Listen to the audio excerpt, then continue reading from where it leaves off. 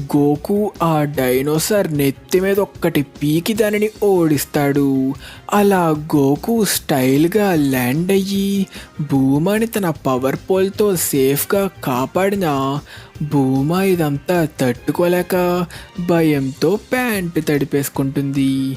Cut చేస్తే మళ్ళీ తిరిగి వాళ్ళ ప్రయాణం కొనసాగిస్తూ చీకటి పడ్డంతో ఈ రాత్రికి ఎక్కడైనా పడుకోవాలని గోకు అనుకుంటుండగా భూమా మళ్ళీ క్యాప్సూల్ ద్వారా ఒక ఇంటిని రప్పిస్తుంది.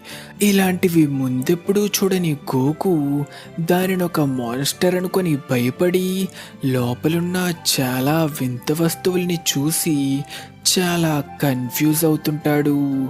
అలా గోకు నుంచి చాలా దుర్వాసన వస్తుందని గమనించిన భూమా గోకుకి స్నానం చేయిస్తుంది. దానితో గోకుకున్న తోక నిజమైనదని, అది తన శరీరంలో అసలైన భాగమని తెలుసుకుంటుంది.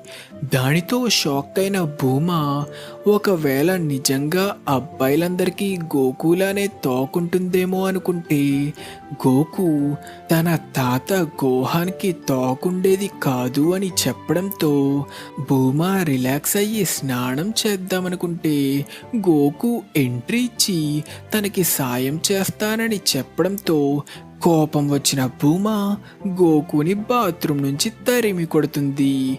కట్ చేస్తే ఎంపరర్ పీలాఫ్ మాయ్ ద్వారా స్కల్ వ్యాలీ అనే లోయలో మరొక డ్రాగన్ బాల్ ఉందని తెలుసుకుంటాడు. తిరిగి గోకు దగ్గర భూమా డిన్నర్కి పెట్టిన బ్రెడ్ గోకుకి నచ్చకపోవడంతో గోకు తన ఆహారం కోసం వేటకి బయలుదేరితే అదే టైంలో డ్రాగన్ బాల్ కోసం స్కల్ వ్యాలీని పరిశీలిస్తూ ఒక ఎయిర్ప్లేన్లో వెళ్తున్న షూ ఇంకా మాయని చూసి ఏదో పక్షి అనుకొని గోకు వాళ్ళని అటాక్ చేస్తాడు.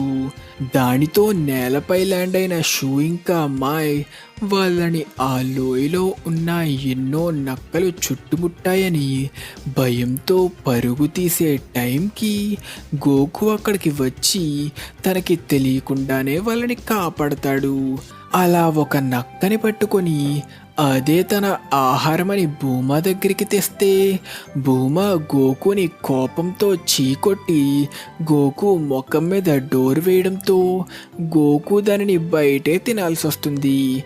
కట్ చేస్తే భూమా తన పళ్ళు తోముకుంటూ గోకుని తన పేరెంట్స్ గురించి అడుగుతుంది. నాకు వాళ్ళు ఎలా ఉంటారో కూడా తెలీదు.